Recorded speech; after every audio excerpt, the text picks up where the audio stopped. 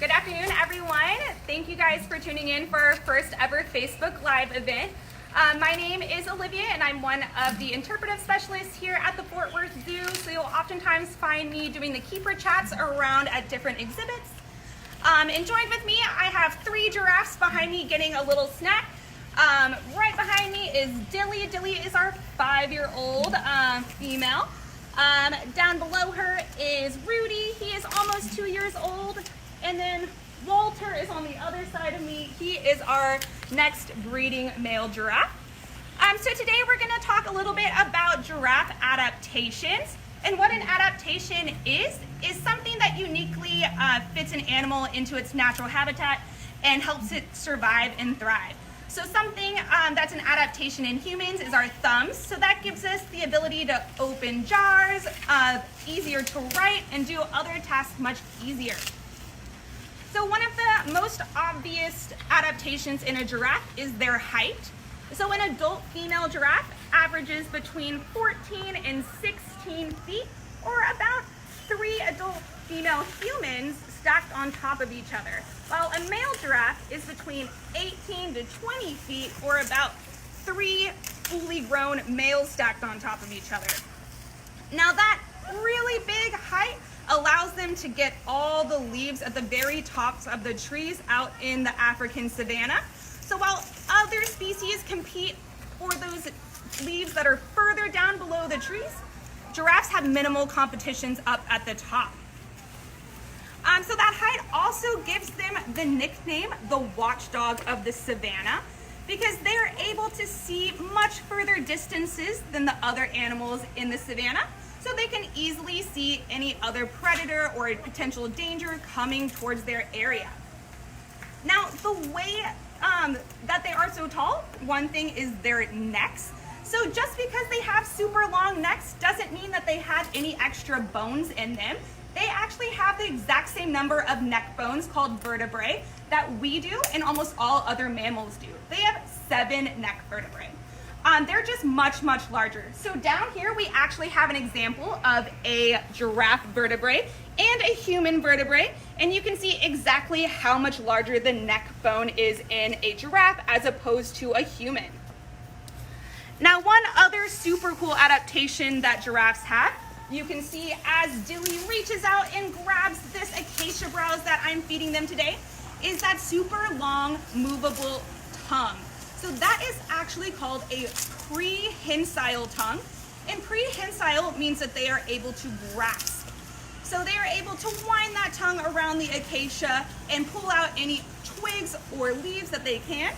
Unlike our tongues, we aren't able to wrap them around twigs and branches. If we tried, we probably wouldn't be too successful. But they can wind them around and grab all those leaves that they would like. That tongue is also about 18 inches long. And that gives them even more height. So they're able to reach those tip-top leaves on an acacia tree and just give them a little bit more reach than other animals.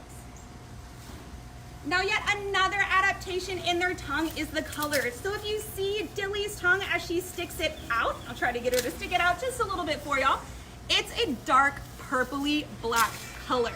And that dark purpley black color helps protect the giraffe's tongue as they spend about 2/3 of their day eating out in the hot African savanna sun. So if we stuck our tongues out in the sun for that long during the day, we'd probably get a sunburn. But that dark purpley black color helps protect their tongue from the sun. It acts as a natural sunscreen as they're sticking it out in that warm sun all day long. Now we're waiting here at the zoo to see if you guys have any questions for us. We'd be more than happy to answer those questions for you guys at home. Someone wants to know what their favorite foods are. So much like other herbivores, so giraffes are herbivores, meaning that they only eat plants.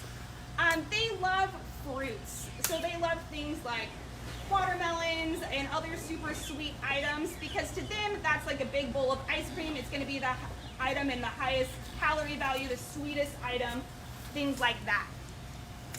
And how tall are they? So Adult females can reach anywhere between 14 to 16 feet on average, while adult males can get up to 18 to 20 feet. Do giraffes have teeth? So they do have teeth. You can maybe see Dilly's lower teeth right here. They actually have teeth on the front of their lower jaw and a hard palate on top, and they also have grinding molars in the back. Do giraffes make any noise, any sounds? So typically you won't hear a giraffe make a noise, but we do have one very funny individual here at the Fort Worth Zoo. His name is Collie, and he is our second youngest giraffe. He is about 9 months old, and they actually do make a mooing sound. So maybe if you guys come out here again in the future, you might catch Collie making a low moo. How do giraffes sleep? So giraffes, unlike humans, don't have to sleep for extended periods of time. So giraffes typically take very short naps throughout the day, maybe anywhere between 30 seconds and 5 minutes. And sometimes giraffes sleep as little as 20 minutes during the day. How much do giraffes weigh when they're born? A newborn giraffe typically weighs about 150 pounds and is around 5.5 to 6 feet tall.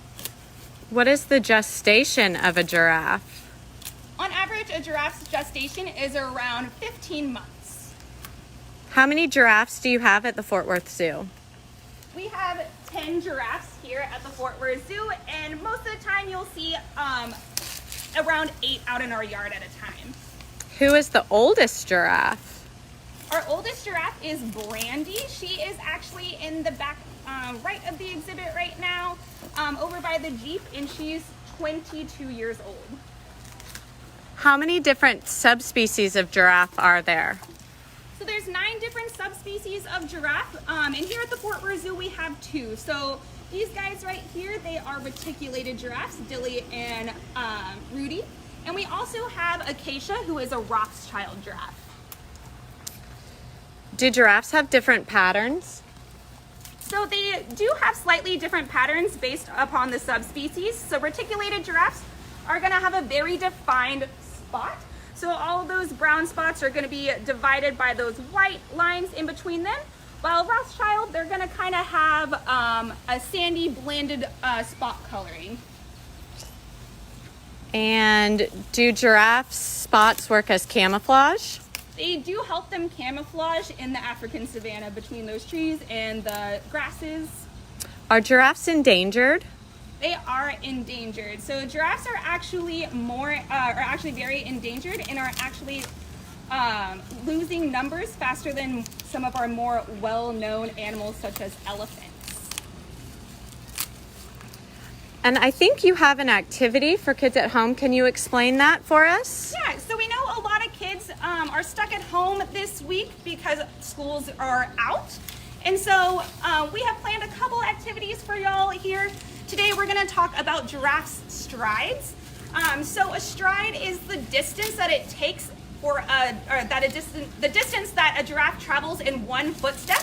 So today we're gonna be making our own giraffe stride.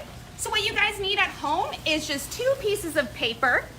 You're gonna make a giraffe hoof and connect it by a string or whatever you guys have at home. And you want the string to be 7.5 feet long, as that's the average distance of a giraffe stride. Once you guys have created that and attached them, lay it flat like ours is here. And then what you wanna do is see how many of your steps it takes to make one giraffe stride. Or if you guys want to get creative, you can see how many of your hops or leaps or whatever you guys want to do. And if you guys want to DM us or post your videos and hashtag Fort Worth Zoo, then hopefully we can see those and maybe feature you guys on our website. And one last question before we sign off. What are those things on top of their heads? So those are actually called ossicones. So those are protrusions of the skull. So they're not horns or antlers like some of our other animals. And they're actually only one of 2 living animals that have them. The only other animal is the okapi, which is their only living relative. Thank you. Thank y'all. Thank y'all so much for joining us.